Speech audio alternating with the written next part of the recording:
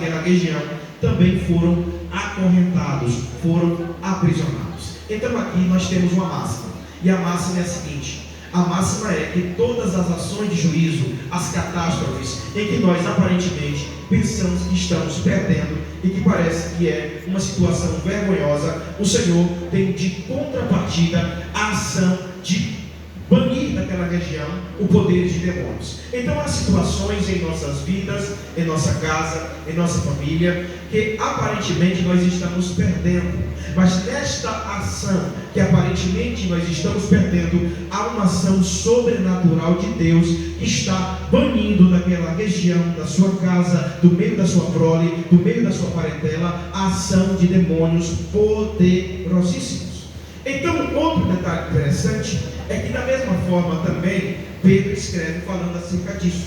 Os espíritos malignos que agiram na região de Sodoma, que perverteram toda aquela civilização, e por Ló e a sua família, estes espíritos também foram aprisionados. Então, a primeira coisa que eu preciso dizer é que todas as ações de juízo, elas estão ladeadas com uma ação espiritual de Deus, banindo na região o poder de demônios. Quem entende, diga amém.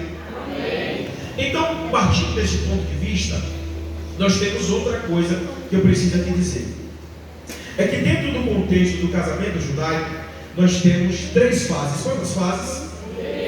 Dentro do casamento judaico nós temos três fases. A primeira fase é a promessa.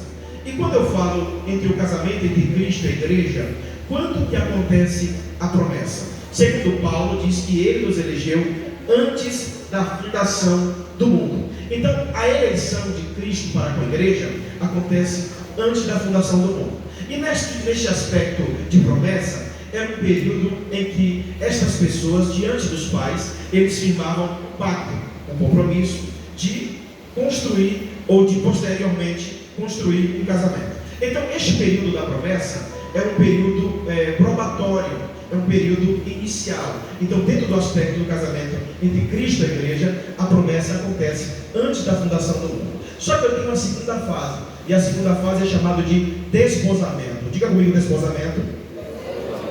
A palavra ou desposamento era o casamento formal diante dos juízes, o qual os juízes eram testemunhas, eles casavam-se formalmente, porém, neste período, cada um retornava para sua casa para organizar as coisas, ou seja, eles estavam casados, mas cada um ainda estava em sua casa, organizando para a terceira fase, que é as bodas ou a festa. Então o casamento, este período que nós chamamos aqui de desposamento, é um casamento, só que cada um retorna para a sua casa. E quando que acontece isso no contexto de casamento entre Cristo e a igreja, o desposamento de Cristo e a igreja, quando que isso acontece? O desposamento de Cristo e a igreja acontece na cruz do Calvário.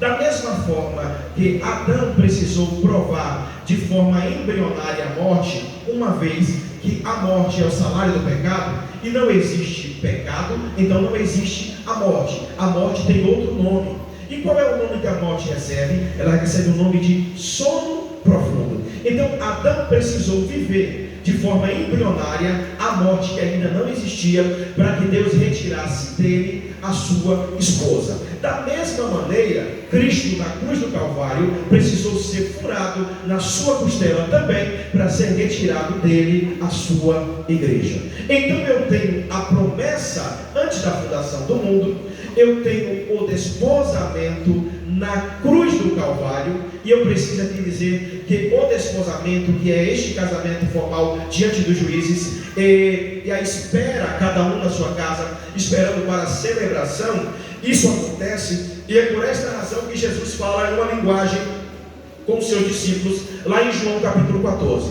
Jesus olha para os discípulos e diz: não se turbe o vosso coração, nós já estamos desposados, mas não se turbe o vosso coração. Crede em Deus, crede também em mim. Na casa de meu pai há muitas moradas. Eu vou, mas eu vou preparar lugar. Ele está dizendo: nós já estamos desposados, nós já estamos casados, mas cada um está no seu canto. Mas fica tranquilo que eu estou indo preparar lugar para receber você lá na minha casa. Alguém está aí ainda?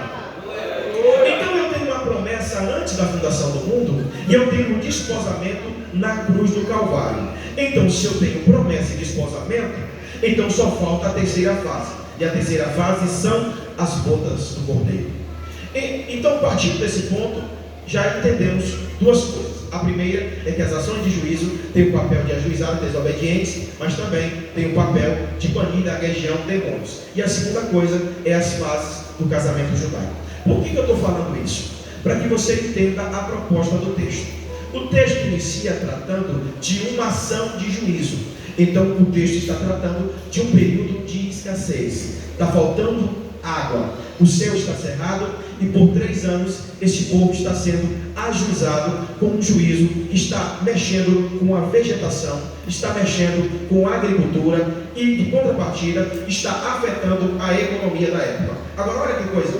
Se esta ação de juízo aqui, que este céu cerrado que está aqui acontecendo e impactando toda esta civilização, e como eu disse, que estas ações de juízo têm o papel de ajuizar os desobedientes, mas tem o papel de tratar com ações demoníacas e lançar por terra poderes diabólicos, a pergunta que faço é: aonde está o contexto espiritual desta catástrofe?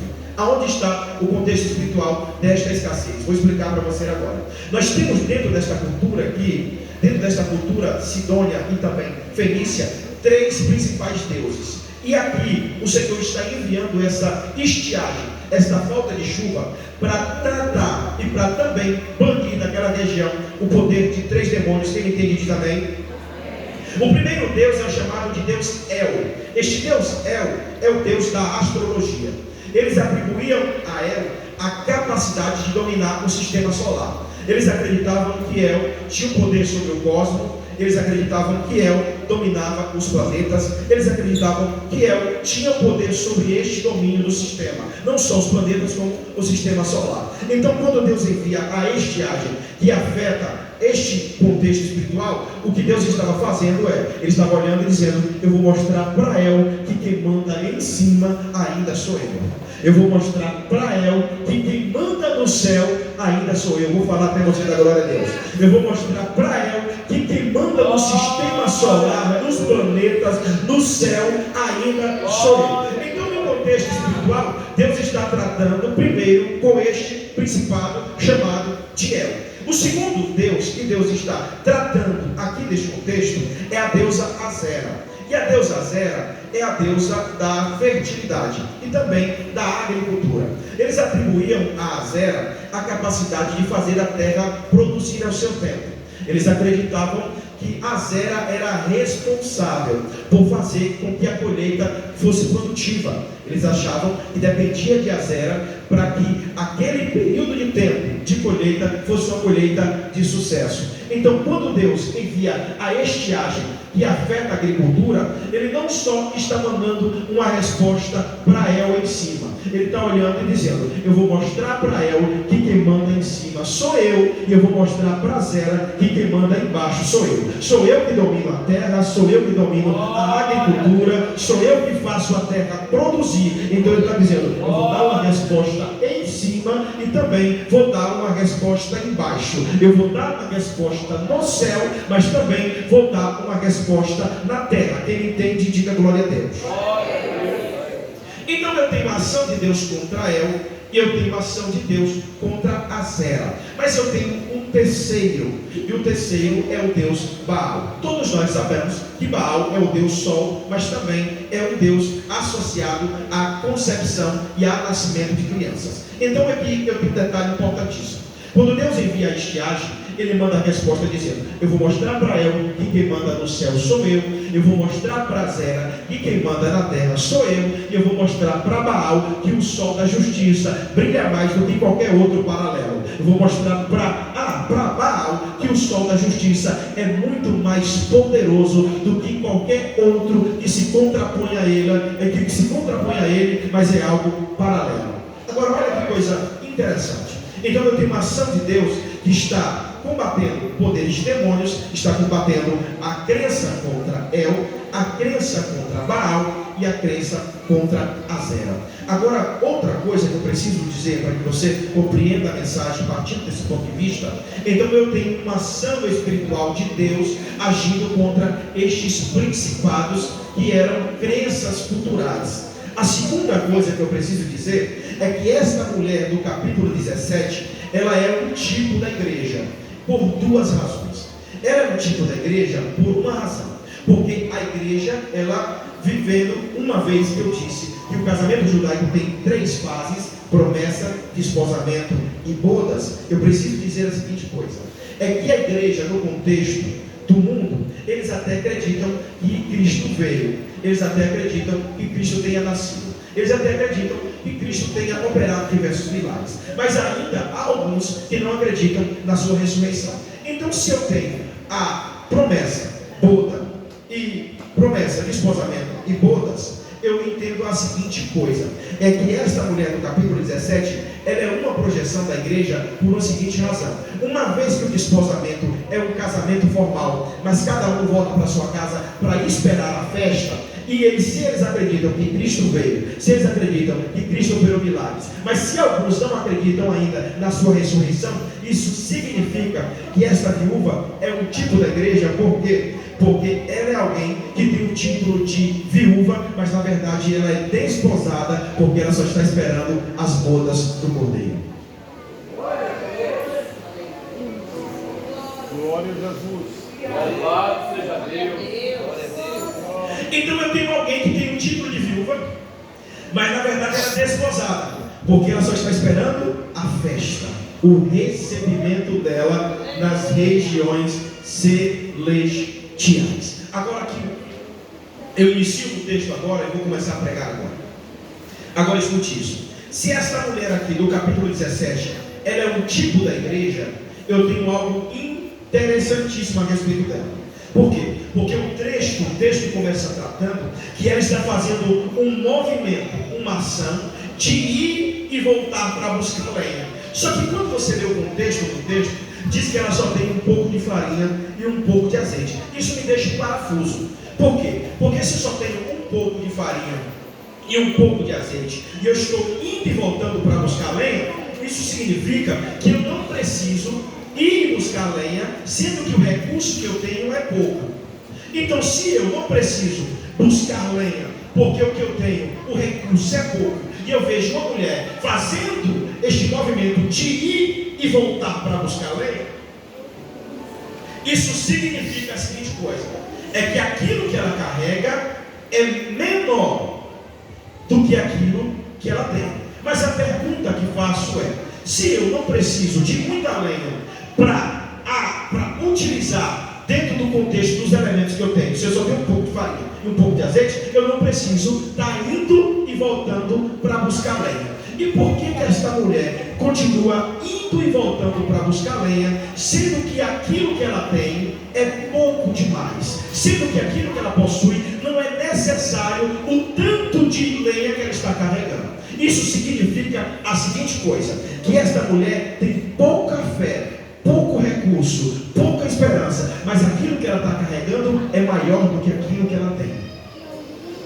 Então a igreja é aquela que tem pouca força, pouca fé, pouca esperança, mas mesmo assim ela não para de carregar lenha, porque o que ela está carregando é maior do que aquilo que ela possui.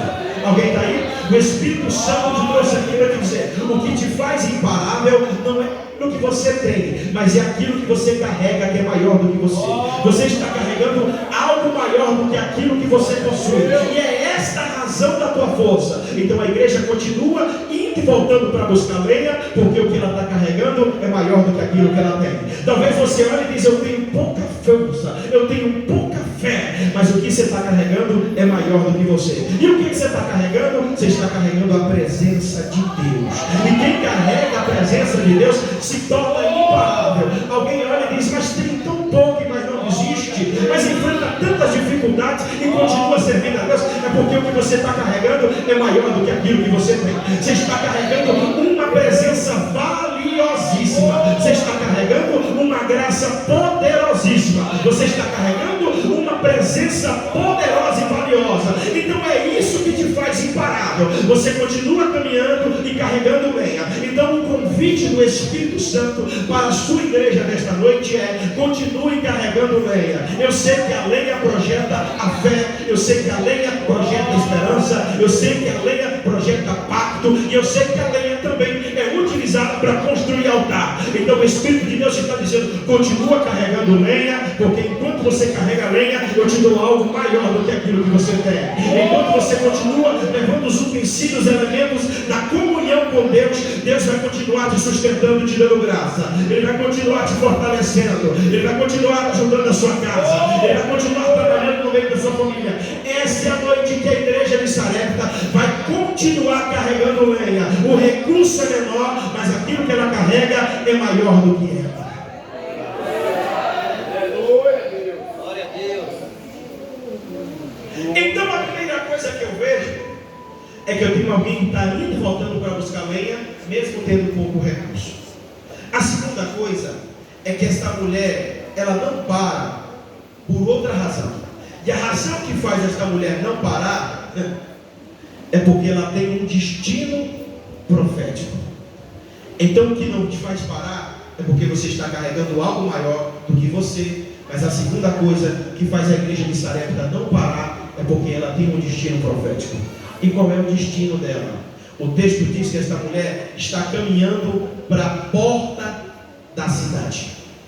Deixa eu explicar isso aqui.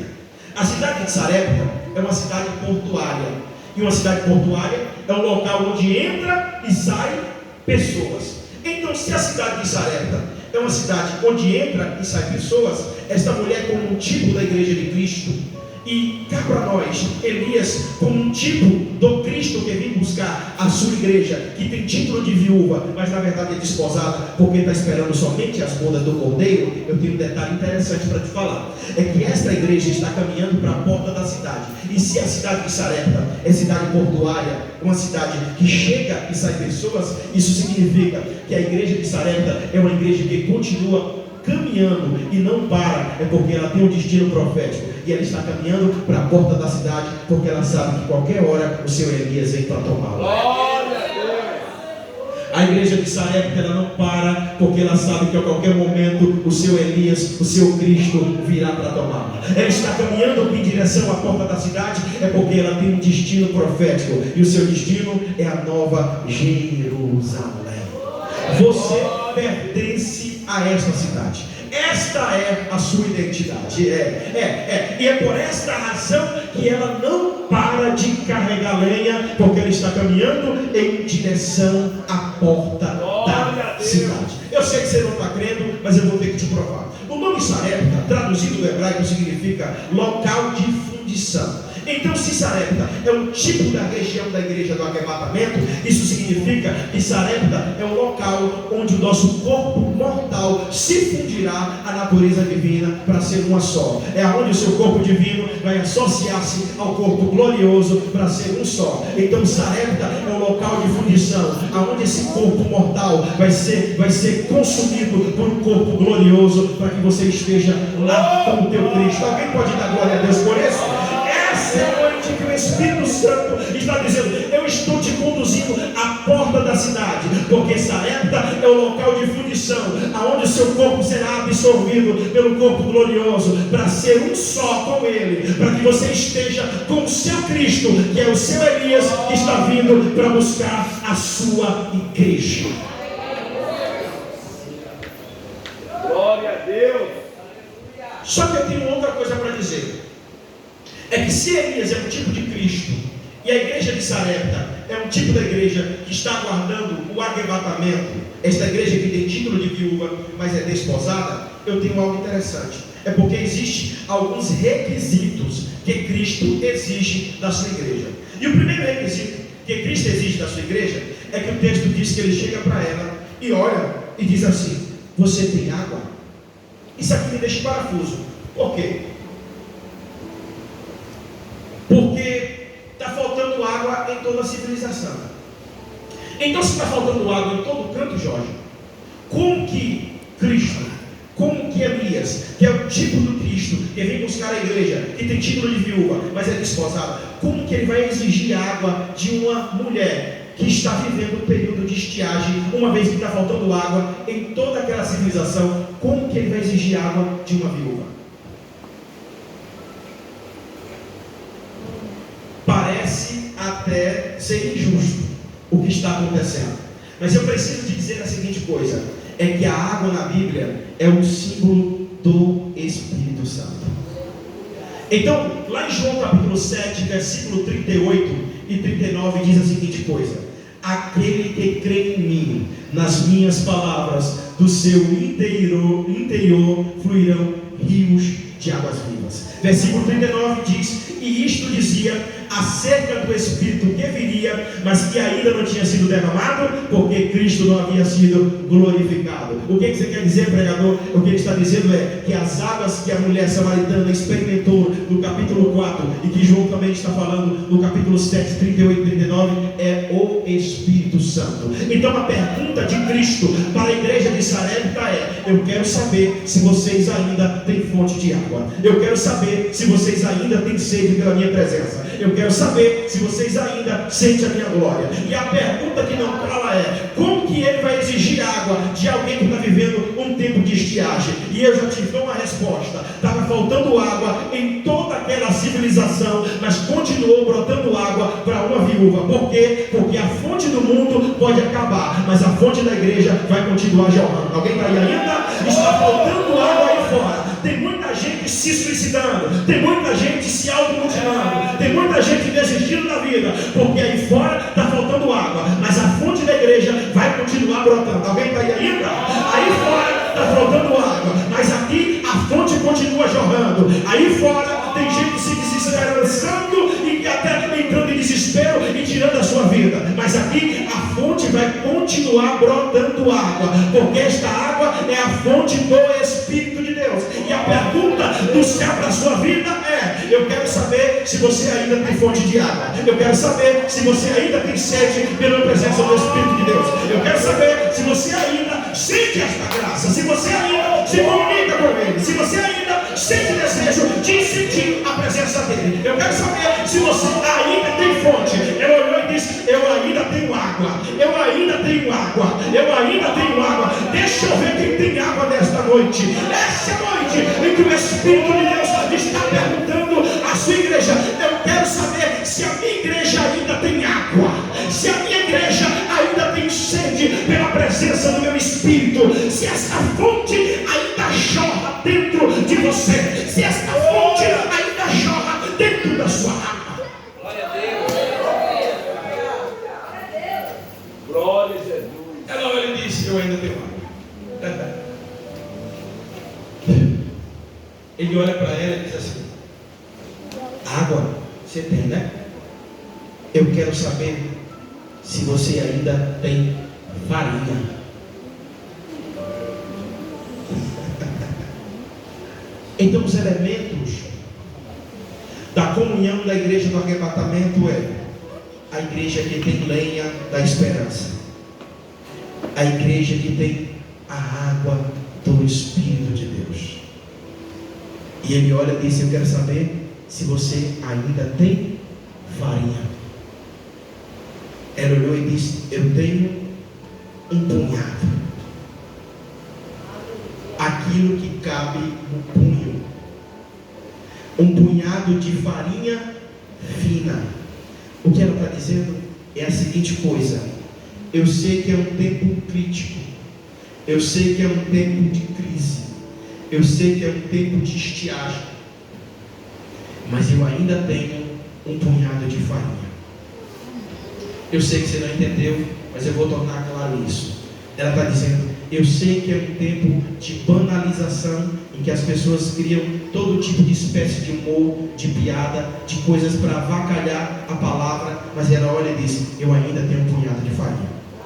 Eu ainda amo esta palavra, eu ainda medito nesta palavra, eu ainda desejo esta palavra, eu ainda amo meditá-la de dia e de noite. Esta palavra ainda está no meu coração. Ela olhou e disse: é tempo de crise, mas eu ainda tenho um punhado de farinha firme. Você está aí? O Espírito de Deus está dizendo: a igreja de Sarepta é a igreja que tem a lenha da esperança, é a igreja que tem a água do Espírito, mas é a igreja que ainda tem a farinha da palavra.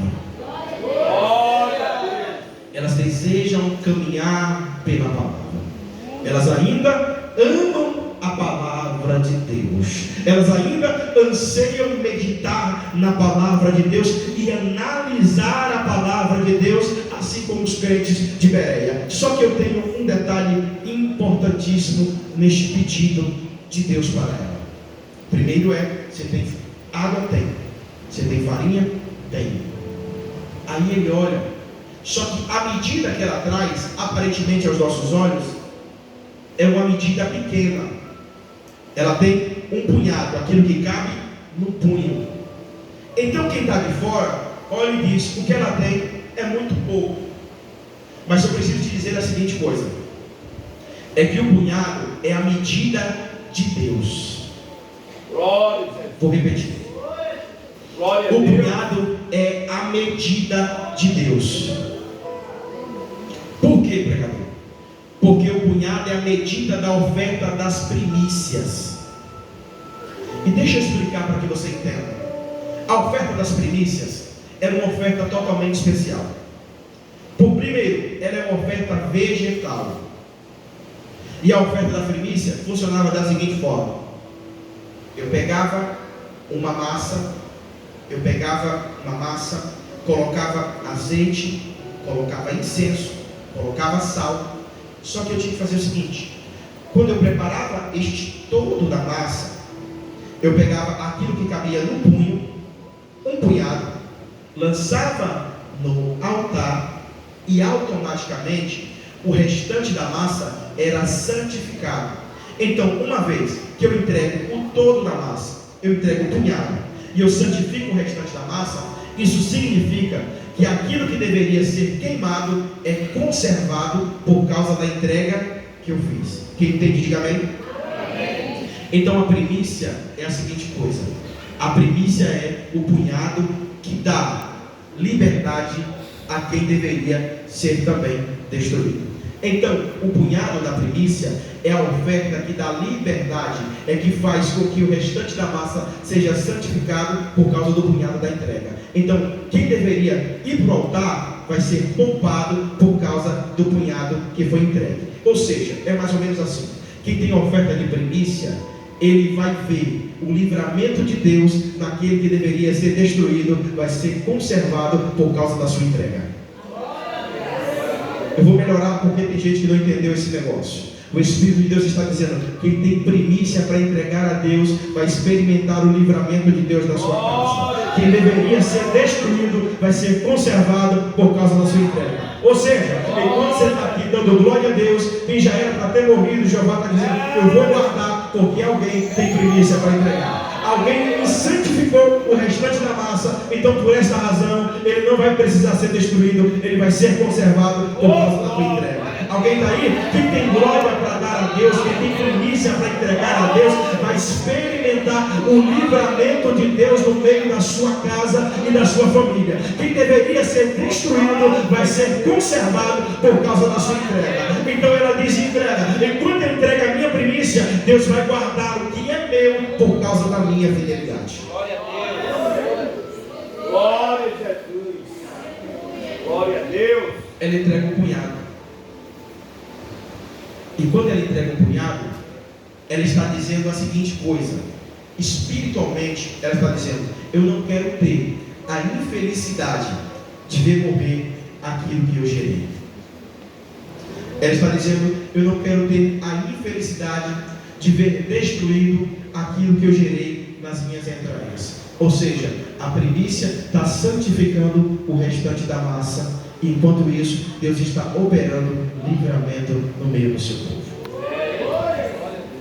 Então eu tenho a lenha da esperança, eu tenho a água do Espírito, eu tenho a farinha da palavra. Só que ele olha para ela e diz: você ainda tem azeite. Louvado seja Deus. Parece ser uma exigência demais. Eu tenho um Deus que está exigindo de uma viuvinha água, está exigindo de uma viuvinha farinha, está exigindo de uma viuvinha azeite. O Espírito Santo te trouxe aqui nesta noite para te dizer: eu quero saber se você ainda tem a lenha da esperança. Eu quero saber se você ainda tem a água do Espírito Santo. Eu quero saber se você ainda tem a farinha da palavra. Mas ainda eu quero saber se você tem o azeite da unção do Espírito de Deus sobre a sua vida. E este azeite tem a função de proteger. Esse azeite tem a função de iluminar. Esse azeite tem a função de nutrir. Então o Espírito de Deus está dizendo: o azeite não só protege, mas o azeite também é fonte de energia.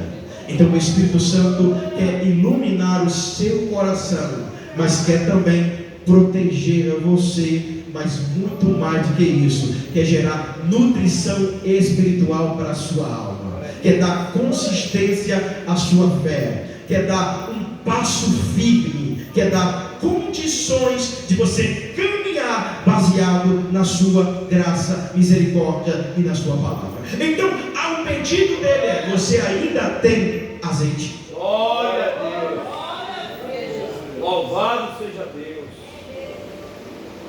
Agora escute isso. Eu disse que a oferta das primícias tem um papel de proteger aquilo que deveria morrer, de dar livramento àquilo que estava sentenciado, porque por causa da entrega do cunhado, eu santifico o restante da massa. E é por esta razão que logo a seguir o filho desta mulher morre. Mas se lembra da oferta das primícias? Ela se lembrou que as primícias davam direito da garantia de ressurreição. Eu não sei quais sonhos, projetos que parecem que estão mortos na sua vida, mas o Espírito de Deus te trouxe aqui nesta noite para te dizer: a ressurreição de Deus vai chegar nos seus projetos, no seu sonho, na sua casa, na sua família. Vou falar até você da glória a Deus. Essa é a noite que o Senhor está dizendo: tem ressurreição. Aleluia, Deus. O menino desta mulher morre. E agora ela procura Elias, que é um tipo de Deus. E ela olha e diz: eu estou com um menino morto dentro de casa. Eu estou com um sonho morto dentro de casa. Mas eu entreguei a oferta da primícia.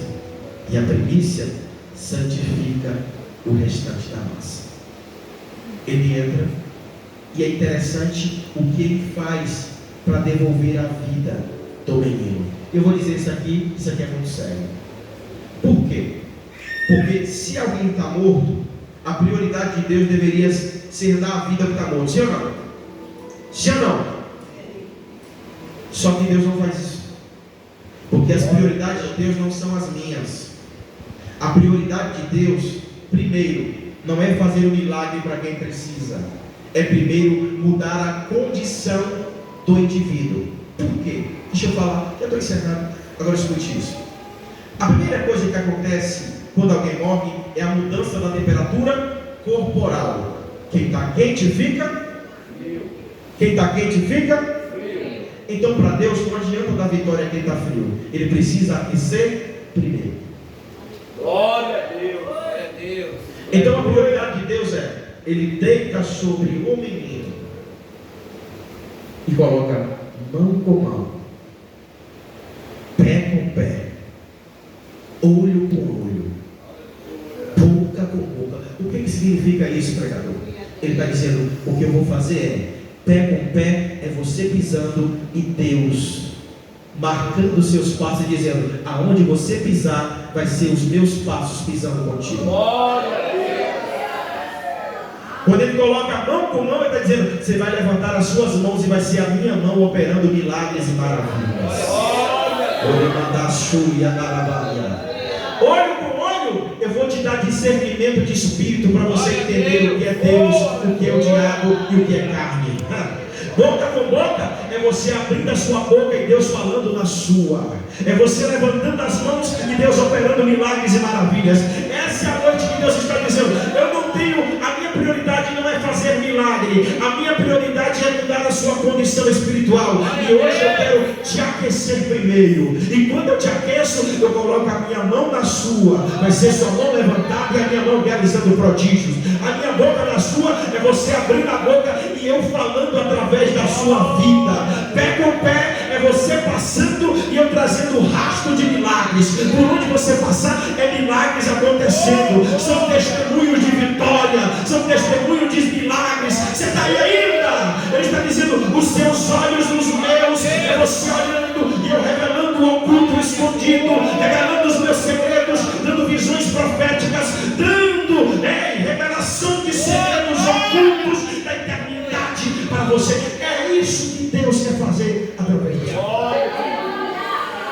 Glória a Deus. Mas a pergunta é: você ainda tem lenha? Você ainda tem água? Você ainda tem farinha? Glória a Deus. Você ainda Glória a tem Deus. azeite? Aleluia. Fique de pé, por favor. Louvado seja Deus.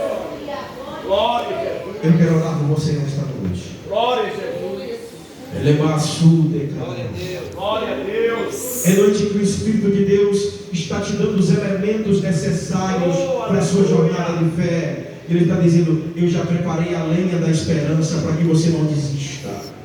Eu já te dei a água do Espírito Santo para que esse possa gerar uma sede e uma fonte no teu coração diariamente. Eu já te dei a farinha da palavra para que você possa caminhar pautado na palavra, vivendo a palavra, desejando a palavra. E eu já te dei azeite, que é a chancelamento, é o chancelar do Espírito Santo na sua vida, autenticando e marcando a sua vida com os seus sinais. Feche os teus olhos, por favor. Senhor, Deus e Pai,